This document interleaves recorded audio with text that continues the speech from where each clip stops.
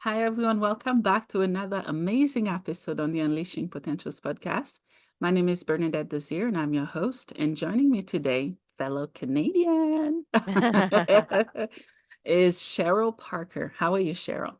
I'm great. Thanks for having me on your show. Yes, anytime. So obviously most of Canada is frozen. We were talking about the weather. I think I'm living in the wrong province because it's cold. Yeah. Is spring coming your way soon? It is. I'm seeing the robins. I'm hearing the birds in the morning when I go out. So yeah, I think spring is definitely on the way. That's awesome. We'll catch Yeah. up soon. Yeah. We'll That's send some awesome. your way. Yeah, thank you. So Cheryl, obviously you're in Canada. I always ask you Mhm. where are you tuning in from? You're in Yeah. Canada. Can you start by telling us who you are and what you do? Sure. My name is Cheryl Parker, and I work with mental health and grief. And what took me on this journey was 25 years ago. My 8-year-old daughter, Rachel, died from complications from a flu virus Mhm, and brought me to my knees, obviously. And I started my grief journey. But I mhm, was fortunate enough to donate her organs. And Rachel had actually expressed her wishes by me reading a newspaper article about a little boy who had undergone a lung transplant. And he mhm, was sitting in a hospital bed with his arms extended in victory. And she said, "Why is that little boy happy? It looks like he's in the hospital. He's got all those wires hooked up to him." And I explained to her that he had undergone a lung transplant. He got new lungs. And so she asked me where you get new lungs. And I explained that's, somebody had to die and they have let them have their organs or their lungs. And she mhm, went back to playing, and I thought, okay, well, she's satisfied with the answer, and went back to playing. And about 5 minutes later, she pops her head up and says, "When I die, I want to give my organs so I can save kids." And I mhm, thought, oh my gosh, I thought I kind of grossed her out with this, with the explanation, but she was just mhm, processing it and embraced that whole idea of giving. So, mhm, in that moment, I was so proud. Well, then 5 weeks later, our family came down with a flu virus, and Rachel just wasn't recovering from hers. mhm, And she ended up in the hospital with a condition called ITP, where your antibodies attack the platelets instead of the virus. mhm, And in a less than 1% chance, you can get a spontaneous bleed. And even that is recoverable. But mhm, her spontaneous bleed was in her brain. And so they did brain surgery on her. But after hours of surgery, they realized that her brain was too swollen and she was pronounced brain dead. mhm, And so the doctor asked me if I had considered organ donation, and I said no, but she had. And I mean, all the nurses and the doctors, their mhm, jaws dropped, and I explained the story. And so at the time, Mike Harris and Don Cherry were putting together the Trillium Gift of Life organization. mhm, And Rachel became a bit of a poster child because she had actually expressed her wishes. And that's what they really wanted Canadians to do, mhm, to, promote organ donation instead of just, signing your license kind of thing. So I mhm, did a lot of public speaking. And during that time, a lot of people were hurting, and they would line up to talk to me after my talk. mhm, And I saw how a tragedy could inspire people. And I thought that is so powerful. And people would line up and tell me their stories. And I just saw so many hurting people. And I just thought, I want to go through my healing process. And, when I'm on the other side of this, I want to help others. And so that's exactly what I did. And I started working with clients who were dealing with grief. And I learned myself during my grief process that grief can take on so many different aspects. It's not just associated with death, that any loss is grief. mhm, And so I learned that I had a lot of unresolved grief, and as a result, I was dealing with mental health issues. And so, I've just been going on my healing journey, for my life, and realized that, mental health and having, self-care practices is not like a one and done thing. It's a daily practice, and it's something that I've had to, you know, um, learn and facilitate and integrate into my daily life so that I can manage when stressors happen, and life situations come my way because they will. And so, and they do. Yep. Yep. So, yeah, so, and over the years, I've kind of pivoted a little bit more to mental health strategies and self-care so that it can be a little bit more proactive. So people have these strategies in their toolbox for Mhm, when life knocks you around or when you're dealing with trauma or grief in your life that, you're already kind of equipped a little bit more. I kind of mhm. wish that I knew then what I know now, because I look back and I think, you know what, it didn't have to take that many years, and that was my journey and that's just what is, Mhm, and that's okay. mhm, But I just thought if I can share some wisdom, some pitfalls, some lessons, then I wanted to do that. And mhm, as a result, I ended up publishing a workbook for mhm, people to work through their grief. And mhm, and I go into organizations and teach mental health strategies in the corporate world as well. mhm. Wow. First of all, thank you for sharing. And second, Yeah, I'm so sorry for your loss. I think thank you. it's one, you're welcome. It's one of the hardest gut wrenching loss that anyone can have or face is the Mm, loss of a child. yeah. And it takes it sometimes it never goes away, the grief. All right. And now earlier before we started recording, I was telling you I did different part series on grief and grieving, and I Hmm. kind of rested there when I was doing it. I wasn't rushing to get over with the topic. I was just taking my time, and Mm, believe it or not, it was a very hot topic. Lots of people wanted to come, wanted to share. And nice. yeah, I honor you for sharing Ah, and for helping so many. And I love that you're combining grief with mental health. yeah. Yeah. I Yeah. knew, I knew myself that I was dealing with mental health. Like Mm, my doctor wanted me to go on antidepressants. mm. And oh my gosh, I resisted that because to me it felt like Yeah. then I've lost this battle of dealing with it, or I'm not coping, or Mm, I'm not doing it right, or whatever. And the stigma around that, mm, and having to be on medication. And gosh, it took me weeks before I filled that prescription, and then it sat on my dining room table for weeks before I actually took one. mhm. And thank goodness that I got myself out of my own way and I did take the Yeah. medication. And it turned out I was only on it for a year and a half, and then I weaned off it Mm, and never had to return to it. But mhm, it just got me over that hurdle, and it just raises your serotonin levels enough so that you can actually get the help that you need and move mhm, forward with your healing. So it mhm, wasn't a lifelong thing. And I think that's something that I think people need to understand about mental health, that sometimes there's a medical diagnosis, but sometimes it's situational, and sometimes you just need that support to mhm. get you over that period of time. Yeah, yeah, absolutely. You're looking at a miracle. So, Mhm. um, you don't know too much of my story, but I'm diagnosed with schizophrenia, PTSD, depression, anxiety. I forgot the other labels, but those are what I'm diagnosed with. And boy, do I understand what you mean when you say the Yeah, stigmatism. And yeah. that's why I'm on a mission till my last breath to strip that away from Mm, this earth, from humanity, from people's heart, because mm. it is a type of pain and scar that stays. And every single time we use that kind of language or action towards someone, we all feel, right? Yeah, It open up those wounds that they try to heal or escape or avoid, right? right. So thank you for sharing. I'm a special case. That's what they call me. So Aren't we all? yeah, We're all, and yeah, we're all a work in progress, right? yeah, yeah, yeah, yeah. And I'm on meds, right? And I've talked about that on the podcast as well. There is absolutely no shame in doing what is needed for us to be well. Yeah, yeah, And there will always be people that thinks that we shouldn't be on meds. yeah. And I tell people, you do not want to spend a minute in my head. Yeah. Then you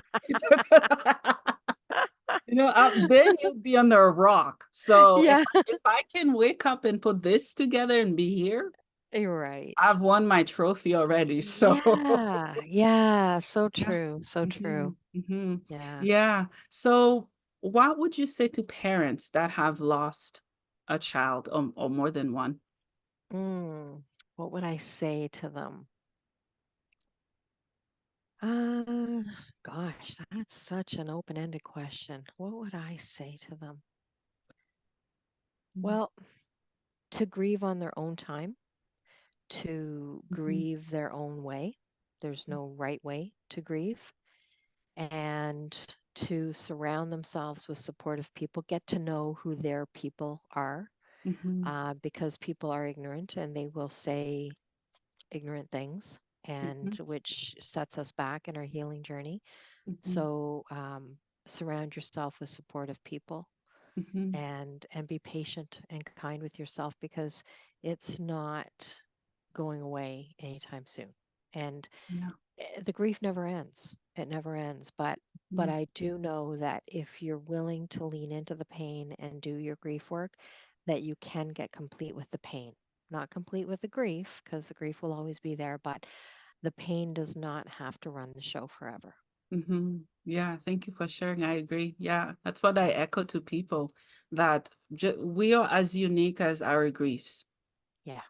Yeah. Even though two people may look the same physically, but they may have experienced the identical same type of trauma. That does not make their grief equal or the same.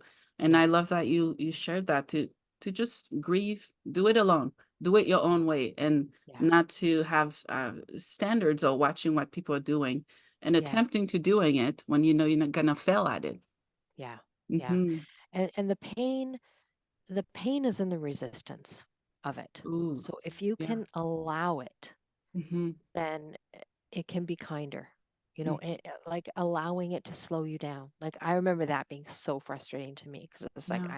I'm driven. It's like I want to get stuff done, Mm-hmm. and I just felt like I was in slow motion, and the rest of the world was moving at 100 miles per hour past me. But I now realize that grief is designed that way. It's designed to slow us down, and that's kind to us. Mm-hmm. And there was something else you said that I was going to speak to, and it's gone now, but maybe I'll think That's of all right. We'll come back to it it. later. Yeah. Okay. It happens. Yeah. Yeah. Um, so I don't know much about organ donations. All right. Mm. I know that they can use different organs to help other people.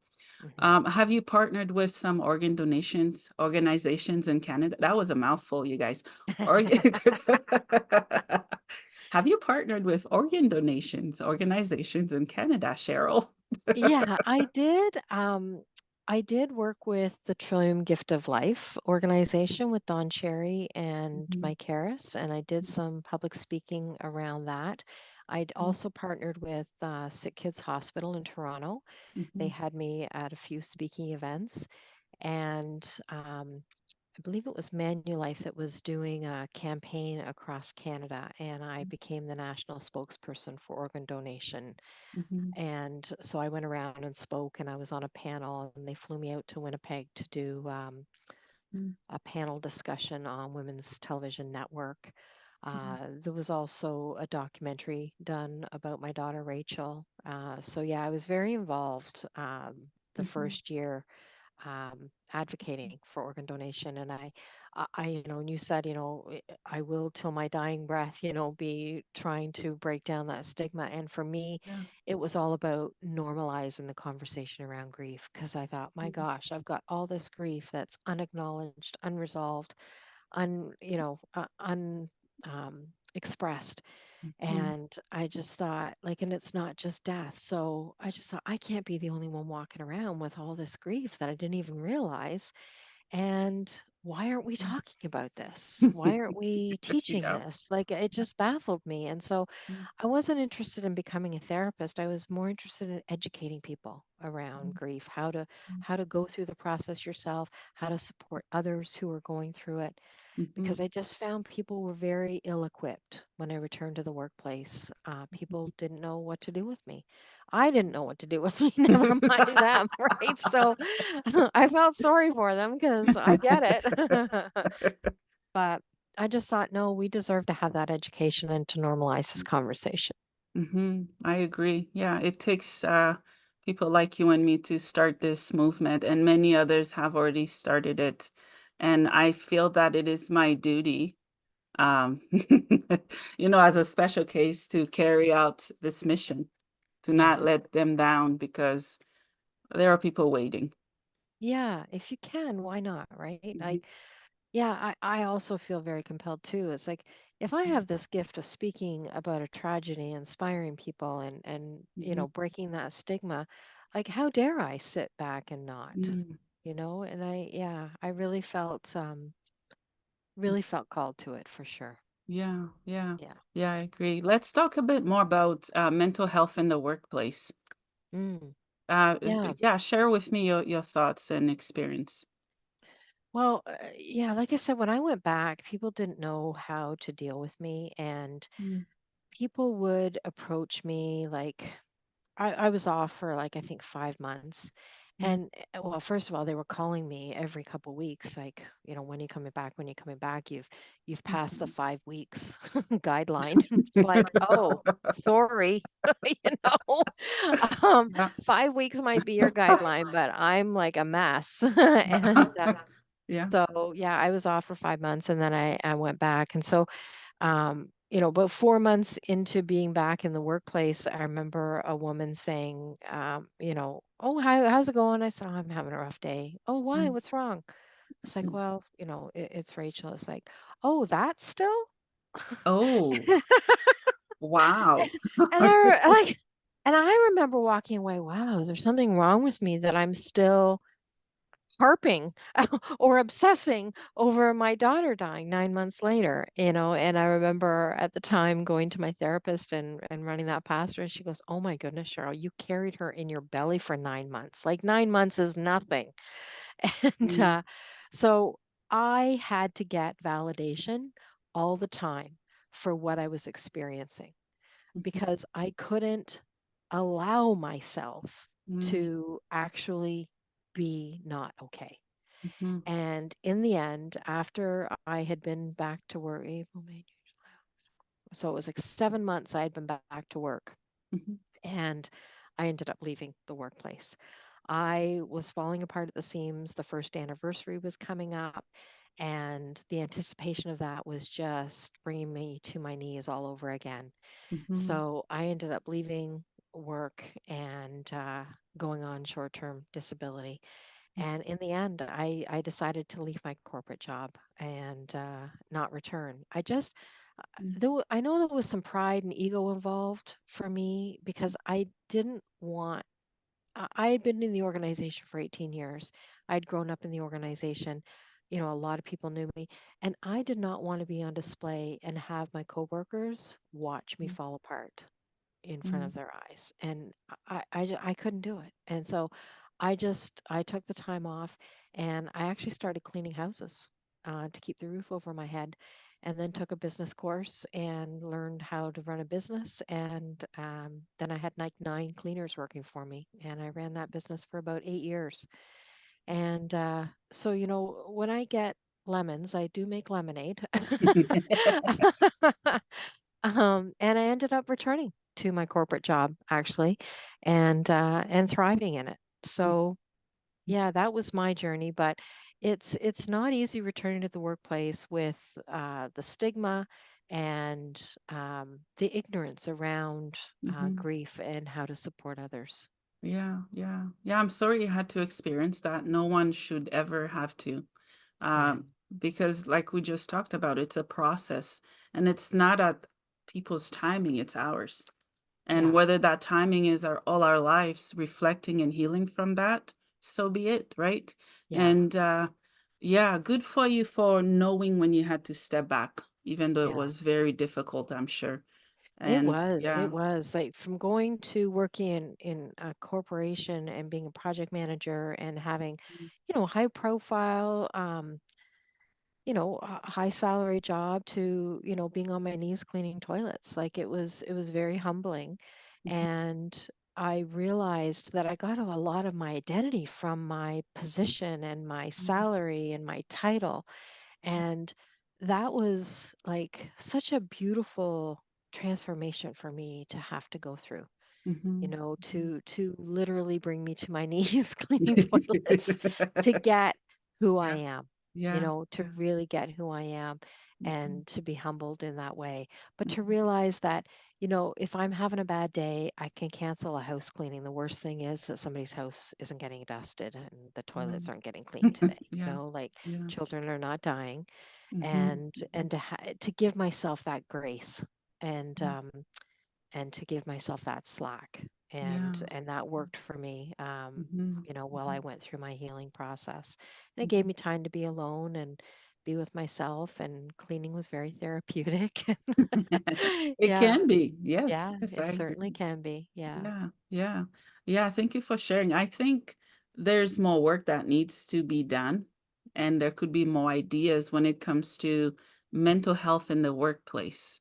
Mm, I would be labeled disabled, even though I'm very capable. I'm a single mom, and yeah, I'm on meds. Who cares, right? Keeps me yeah, sane, right? yeah, There need to be more advocacy because I think those are those people that are labeled disabled are very capable and able, yes, and they yes, have so much more to offer only if organizations and communities would allow them to do that.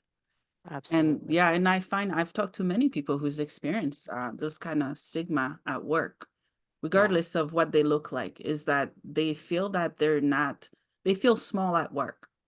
yeah, They have to shrink under certain quotas and titles just to be accepted to provide for their families. And I yeah, think there's a gap in between there that, you're working on it as well. I'm working on it, but we yeah. can't do it alone. We need No, more people to help connect the dots. yes, absolutely. Hmm. Hmm. Yeah. Let's talk about mental health for teens. Do you help Yeah. teens as well? I do. For a couple of years, I was doing mental health training in the Ontario Junior Hockey League.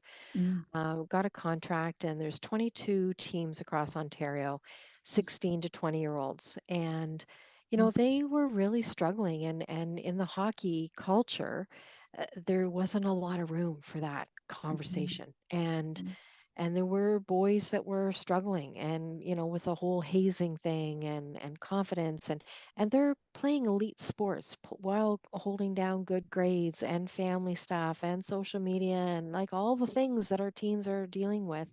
And Mhm. then the late nights taking a bus out of town for their games and whatnot.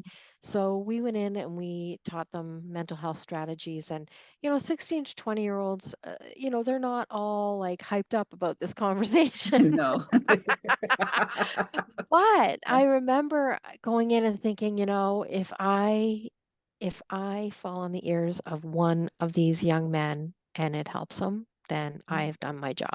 And Mhm. so that's the attitude I went in with, that, it didn't have to be all of them. Like there was usually 20 guys.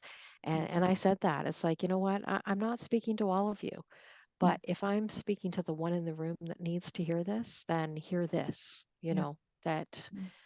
there are strategies, and we are all 100% responsible for our mental health. And I really advocate that, Mm. because we have to be our own advocates, and we have to give ourselves permission to not be okay, and Mhm. to, be practicing these strategies for our own mental health. Yeah. Yeah. Thank you for sharing. Hmm. I think it was last month or the month after I talked to a mom whose child died from, he Mm, or she had schizophrenia, which is what I have. hmm. And my question relating to that is, how can parents support their kids going through mental health crisis? Yeah. And I don't have a medical background, so I can't speak to schizophrenia. But my own son. was thriving in high school. He was getting high 70s in his grades. He was the treasurer on Students' Council, so he was on the executive team. He was in the Global Leadership Program. Mm, He had a part-time job at a fast food restaurant in town. Plus, he was a ski instructor at a local ski hill. He was thriving. He had a good group of friends, and he was just rocking high school. And I remember going to a teacher parent night, and they're like, "Oh, you're Sean's mom." It was like he was some celebrity, and they're like, "Oh, I was out for drinks with so this teacher and that teacher, and your son's name came up." It's like, "Oh my goodness!" Like he was just, really doing well in high school. And then his dad died by suicide, mm, and Sean went off the rails, and his grades were failing. He started drinking, smoking pot, missing mhm, school. The teachers and the guidance counselor and the principal and the vice principal, they didn't even recognize him anymore, nor did I. And I remember it being the hardest part of parenting through the teens mhm, is actually witnessing this and not being able to fix him, and especially as a grief counselor, and I felt like I couldn't even mm, help my own son. mm, And the thing is, it was his journey, and he had to go through it, and he had to learn adaptability skills. And I supported him and just loved him through it. mhm, And I acted as a role model, mm, using my own adaptability skills and my own mental health strategies, hoping that some of it was going to get on to him. And he ended up just through osmosis, mm.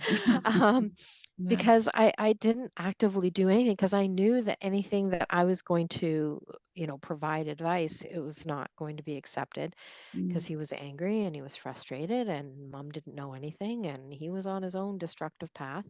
mm, And so, yeah, it was a very difficult year. And then I remember the next year, he decided to do a victory lap because he had failed a couple grades.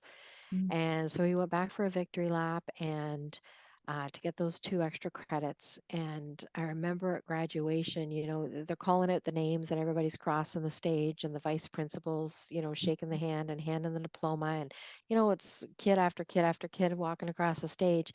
And then my son Sean walked across the stage, and the vice principal hugged him, and they just like stood in this embrace. And I was just so moved by that. mm. And that's when I knew, like, my kid's going to be okay, Yeah. and he was surrounded by people that cared about him, even though he didn't care about himself. um, Mhm, he had set himself up with good people to support him. And mhm. so, what I would tell parents is to learn what you can about whatever your child is dealing with, Yeah. and, research it, read up on it, learn some strategies that you can, subtly teach them, Mhm. role model for them, and just love them through it. Yeah. Love them Yeah. through it. Keep the Yeah. conversation open, keep Mhm, communication lines open. mhm. Even though he was being a brat. I keep it clean. um, Yeah. he knew, if he was ever at a party and he needed a ride home, call me any time of the night, even Mhm, though, I didn't maybe agree to where he was at. I just always kept that phone line open so that he knew that I was there for him. mhm. Yeah. How is he doing today? Great. Great. He's thriving. Yeah. That's awesome. He's 31 now, and I Mhm. mean, we're still close as ever. Like, yeah. Oh, I mean, he lost his that's awesome. sister, and his dad died, and Mhm. so, it's the two of us, and we've been through it all together. Mm. And I just adore him, and I know that I'm an inspiration to him, and it's beautiful. Oh, that's so heart healing and touching to hear. Yeah, I love that. Yeah. Yeah.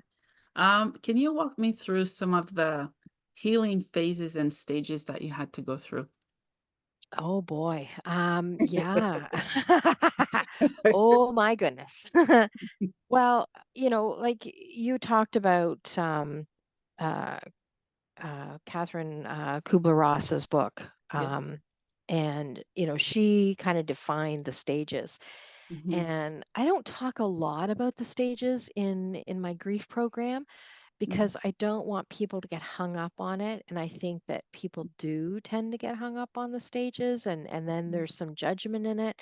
mhm, And, she never meant it to be linear. And a lot of people do take the stages literally and linearly, if that's a word. um, Yeah. because she talks about denial, and absolutely there's that shock, that your brain can't even take in the information, and you keep thinking that they're going to walk in the door any day, and you're Mhm, in this disbelief, and this denial phase can last, as short mhm, as a week, as long as a year. You can be in denial, not believing that this is actually happening. mhm, And then, there's the sadness, mhm, and that can be in very different degrees mhm, of emotion, depending on the relationship, depending on your culture, depending on your beliefs, like depending on your religion, like so many things we bring to our grief process, right? mhm, Our personalities. So yeah, there's the sadness, and then there can be anger. And you don't necessarily have to be angry, mhm, but it is one of the stages, and it's possible. And again, at various different degrees of anger. mhm, And then there's the negotiation phase where you start to kind of negotiate, like integrating the idea that this person is gone, and what will my future be like without this person, and you know will I move from my house if I've lost a spouse, will I downsize, will I, all those questions that you start to negotiate with the universe or God or whoever, source, or whatever your beliefs are. And so those questions start to pop up, and you start to kind of almost try it on for size, kind of thing. mhm, And then there's the acceptance stage where you actually have integrated the grief into your life, and you are taking steps to move forward in your life. mhm, And I have seen my clients go through all of these. I've seen them skip them. You can be in denial, and then you're angry, and then you're sad, and then you're, moving forward. Like you can be tapping into any of these stages in any order, and different intensities and different lengths of time. And so mhm, that's why grief can be so complicated and so frustrating and so mhm. misunderstood, because you think, well, what's wrong with her? She was fine yesterday, and now she's like Yeah. this Mhm. psycho. Um, Yeah, yeah. or like, why is she crying? Or geez, now she seems to like not even believe he's gone or she's gone, or like, yeah, it can be very confusing for both sides. For yourself, I thought I was losing my mind. So I actually liked the stages only because it gave me a framework so Mhm, that I knew, like I could frame what I was actually experiencing so that mhm, I knew I wasn't losing my mind. mhm. But other than that, I don't really use the stages in my healing process with my clients. Yeah, I actually agree with you on not using them. When I was doing the different series on grief and grieving, and I was very expressive on this, and I emphasized that I'm going to tell you the 5 stages I'm seeing in this woman's book. All right. This is what it is. I respect her. I love her. It's very well written, lots of very good information on there. But Yeah. like, like you mentioned, hey, you can experience all of them at once, none of them or 2 of them, right? I think it's a guide, not a Yeah. Yeah. forceful Yeah. way of grieving. Yeah. And I called her Catherine. It's Elizabeth, actually. I called her Catherine. Elizabeth, Um, yeah. but yeah, she wrote that Mhm, to express what a terminally ill person goes through at the end of their life, yeah. or somebody who was witnessing that. So, Mhm, it was written in a very specific scenario, and people mhm. just took it and ran with it, and it's just been kind of like watered down and Yeah. misused over the years. But Mhm, yeah, mhm. Yeah. I mean, I think they can be helpful, and they can be a guide Mhm, to frame your emotions. But yeah. mhm. Yeah, yeah. Thank you for sharing. I know for me, I still disassociate a lot. it's kind of a numbing feeling. Mm. You know, I don't know Yeah. if it's the pills or just not caring of hurting anymore. I don't know. And I know lots of other people do it, sometimes intentionally, Mm. sometimes they don't even recognize or realize they're actually doing it. Mm. Yeah, yeah. Can Yeah, you touch I a little call bit on that? yeah, I call it checking out, which I think is the same thing. Yeah. And I think sometimes you're right, like sometimes you do it self-consciously, not even knowing that you're doing it. Mhm. And sometimes it can be a coping strategy. Yeah. And sometimes you actually know that you're at your limit and you need to check out. And I know for myself, when I was grieving, I would do it as self-conscious, like unconsciously, like I would just notice like all of a sudden I'm not in the room. But when I when I it's Yeah. like, oh, bring yourself back. Yeah. But when I experienced a concussion in 2017, Mhm. uh, I was off work for about 6 months and then returned to work. And after the year, the neurologist told me that it was my brain was as good as it's going to get, and Mm, that I just had to manage the rest of the symptoms from light movement, noise through lifestyle. mhm, So I just carried on at work and I muscled through. And then after a year and a half, I had totally depleted my capacity for vision. mm, And that wasn't just my sight, that is your perception of where you are, it's mhm, your interpretation of what you're seeing, it's the brain capacity to know what to do with what you're seeing. So it's 70% of your brain function. And I had depleted mine. And so I mhm, ended up doing vision therapy for 2 years to get my eyes to coordinate and sync up with my brain again. mhm, And it was a long process, and my self-care had to go to a whole new level. mhm, And what I learned from that is that I had to be so acutely aware of my brain activity and my brain capacity, because if I didn't, I'd be in a migraine and I'd be in bed for 2 days. So I had to learn that tipping point. mhm, So for me, I'm so aware of when I'm done. mhm, And sometimes that can happen when I'm in a meeting and there's so much chatter and there's so much talking and I'm trying to follow a conversation and I'm like boop, just maxed out. yeah, And one of my coping strategies, I have to leave the meeting. I need to check out. I mhm, can't, I like, you're not mhm, going to get any more brain capacity from me. So yeah, I actually consciously check out now. mhm, Or, I walk away from the screen and I just have to stare out a window and check out to mhm, refocus, or I have to go lay down in my lunch hour and reset the brain. So now I find my checking out or disassociate is conscious, and mm. it's for my own mental health. Yeah, I feel like you're sharing my story. Oh, really?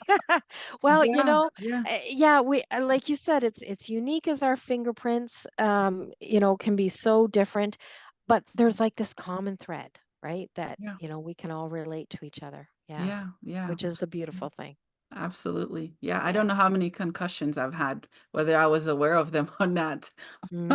Well, that's But the thing. yeah, That's the yeah, thing. I mean, I think, my last one was the tipping point, mm, clearly. mm, But when I think back, like I was in a car accident years ago mm. and they checked me out and said there was tissue damage. Well, I look back now and I think I probably had a concussion. Wasn't diagnosed, Yeah, yeah. and the when I went to the hospital in 2017 with my concussion, they Mhm. handed me paperwork. They said you have a mild concussion. They handed me paperwork when I can return to the ice to play hockey. I'm like, okay, do I look like a hockey player? But that's the only context that they had at the Yeah, hospital was the hockey yeah, players, right? yeah, It's like they yeah, just hand out these forms. It's like, here, this is when you can go back to playing. yeah, yeah, And yeah, I mean, we've come a long way with our yeah, knowledge around concussions. But yeah, I mean, yeah. chances are we've had two or three blows to the head and just kind of carried on. Yeah, How yeah, many fingers? And, mhm, you fall when you're skiing or you yeah, fall when you're playing sports or get hit with a ball or whatever. And mhm. it's like you take 5 minutes on the bench and you're back playing again. Yeah, yeah, yeah. Yeah. And sometimes it doesn't have to be physical. Like with what happened, continue to happen with my brain. It's fascinating. I'm like, Mm, how are you in my head and I don't understand you? You know what I mean? Like yeah. I can't understand my brain. Yeah. I can't. It's Yeah, an interesting, yeah. it's very interesting. Yeah. Yeah, because I know I've been hospitalized a few times when my symptoms were really bad. Like you said, checking out, my memory, like even now I can only take so much before Mm, it crashes. yeah. Like I mentally can't. Yeah. I don't like going downtown. It's too stimulating for me. Yeah. I'm capable of going Yeah. there. I just can't stay there.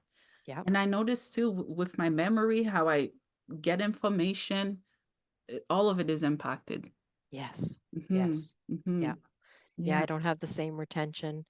I don't have the same executive function. Yeah, Yeah. I can read an email 3 times and yeah. before I really know what the ask is. And then I have to like really give some thought to how I'm going to, Yeah, yeah, respond or how I'm going to get the information for the ask. yeah, Yeah. It yeah. takes something. Yeah. Mm.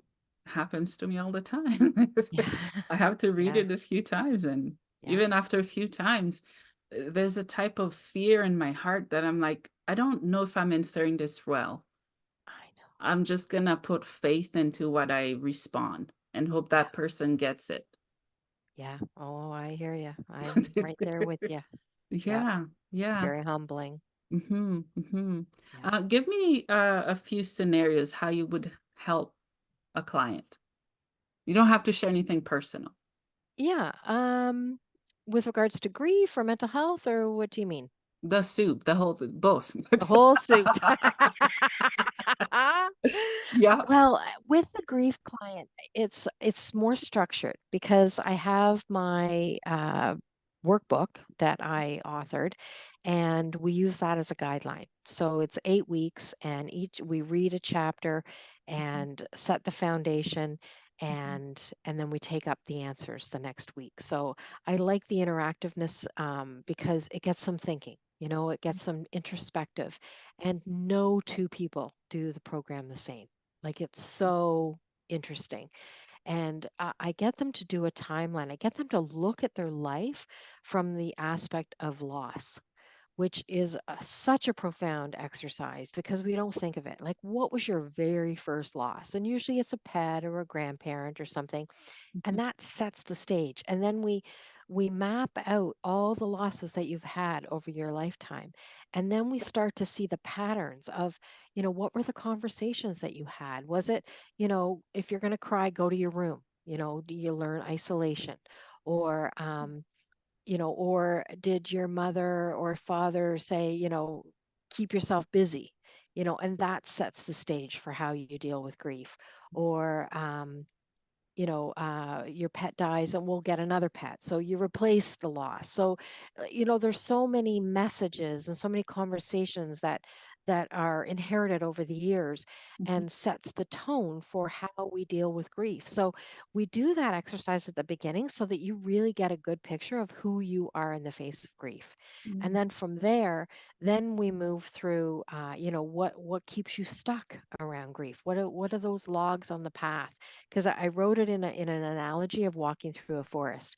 mhm, So there's logs on the path, and then there's the waterfalls, which is kind of that, it can be beautiful from a distance, the sounds and the yeah, spray and the beauty of it all.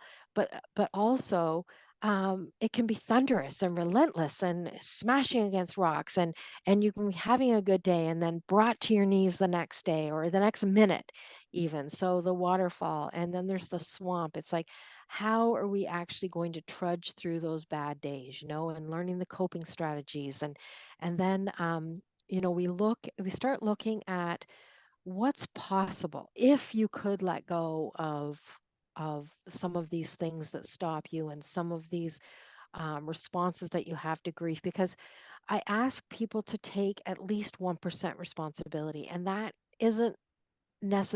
doesn't mean that you're responsible for the loss. It just mhm, means that you can take responsibility for your response to Mhm. the loss, right? Mhm. So that has them take their own ownership of their own journey, and it kind of puts them back in the driver's seat. It's like I actually get to say how this journey's going to go. Yeah. And then we do a freedom exercise where they have an opportunity to explore, making amends, or communicating any unspoken communication, because there's always like this like leftover grunge, that never got spoken, Yeah. or an emotion that never got expressed. So we just kind of like go into those corners and get as much out as we can. Mm. And then we pick a loss. We go back to that chart that we made, and we look and see like, where did you get stopped with your grief? Because Yeah. 9 times out of 10, you walk in with a certain loss, but you end up getting complete with a loss that was happened years ago. Mhm. I met this woman. She was 57 years old. Her husband had died. She was a supervisor at work. She was off work. She was seeing a therapist. She couldn't work. She couldn't supervise her staff. She Mm. was like just didn't want to go on with her life without her husband. And she joined one of the groups, and she just couldn't handle being in the group. So we did one-on-one with her. And you know, uh, uh, she was just devastated by the loss of her husband, as Mhm. you would be. Yeah. Well, do you know that she ended up getting complete about something that happened to her when she was 19, where she was unable to fulfill her request or her desire to go and pursue her art career Mm. and go to art school? Well, this woman ended up leaving her job, sold her house, moved from Toronto to Ottawa, and went back to art school and is now practicing as an artist. Wow. Like, I Wow. mean, Wow. wow, neat. Mhm. So that's what's possible. That's not the result everybody gets. Just say, oh, come and join my program and, sell your house and get a new career. Like it's not, but, but there are miracles like that happen every single time I work with a client. Mhm. So it's like so fulfilling, and I just get to hold the space while they do their introspective work and heal those parts of themselves that are unhealed, and it's Mhm. just such a beautiful sacred space that I get to Mhm. sit in and witness. Mhm. Oh, I love that. I love Mm. art. Well, when I was in the psych ward, they had coloring books, and like I'm not touching, I'm not coloring, wherever I'm not doing any of it. Yeah. So over time, I did it, and then I'm like, okay, I started coloring, and now I paint. But Nice. I'm teaching myself, and I have a group. I talk about creative expression. Just like we are unique, we are capable of expressing ourselves differently, and that's Yeah. okay. Yeah. Yeah. Do you use arts with the work that you're doing to help people express their grief and heal from I things? have I have done collages, and I've done Okay. scrapbooking Mm-hmm. with clients. Mm-hmm. But myself, in my own journey, I ended up taking a folk art class with a couple of girlfriends of mine, and they were very, very good at art, and I was not. But when I took this class, and oh my goodness, like I loved it, and I learned how to paint, and we did that for years, and um, that was folk art painting. And the last couple years we've gotten together, us three, and do watercolor painting together, and it's still a beautiful, beautiful artistic expression for me. Mm-hmm. I love Mm-hmm. it. That's awesome. And I'm a Yeah. colorer. I have a stack of coloring books. That's really cool. Yeah, I Yeah. I would say watercolor is one of the hardest uh type of art, and it's healing, but it's Yeah. hard. I've been Yeah. trying to master it, nothing yet. Yeah, I just use acrylic. Yeah. Yeah. Even Yeah. oil painting too. Yeah. Yeah. So Cheryl, geez, I'm having a day. Cheryl, what would you like my audience to get from this amazing episode? Oh, well, that they're okay, and that it's okay to not be okay, Mhm. and to seek education when you're Yeah. struggling, that to not, grief is not meant to do it alone. And Mhm, and mhm, mental health, it can feel like a very dark, lonely journey. And mhm, just know that there are people out there that want to help and that can help. So reach out for support. mhm. Support is available. Yeah, yeah, I agree. What would you say to people that are doing very similar work that you're doing? Oh, to keep going. Let's heal. Yeah. Well, I just think like I just want to heal one soul at a time, and let's heal the world one soul Mhm, at a time. Yeah. mhm. The world Awesome. needs Yeah, healing. it does. Yeah. Two questions for you as we wrap up. First one, what is the meaning of life for you? Oh, the meaning of life is for me, it's to figure out your purpose and then to fulfill your purpose. I love that. Yeah. Mhm. Last question for you. Where can my listeners find you, buy your book, and work with you? Oh, sure. My website is adaptdna.com. Mm-hmm, adaptdna.com. mm-hmm, And the workbook is available on amazon.ca and amazon.com, as well as the mm-hmm, European Amazon site. mm-hmm, It's called My Good Grief Healing from Loss by Cheryl Parker. mm-hmm, And to work with me, yeah, you can just book a call from my website, and there's free downloads, and there's articles and other podcasts on the mm-hmm, website. Lots of free resources and downloads, and yeah, visit us on the site. mm-hmm. It's called My Good Grief. You know what? The entire time we've been talking, good grief has been coming to my mind. Oh, yeah. The entire time. I just didn't say anything. The Yeah, entire time. Good and grief. it was always My Good Grief, and Yeah. then about 5 years ago, I switched it to Adapt DNA because I realized that, you know, people don't always recognize grief per Mm-hmm. se when they're dealing with adversity in their lives. Yeah. Um, but when I sat and thought about what what is it that had me recreate myself in the face of loss over the Mm, years, mm. and those 10,000 hours that you've actually mastered. And I thought, well, Yeah. at first I thought, oh, I've mastered loss. And I thought, oh, yuck. But I don't want to master loss. Yeah.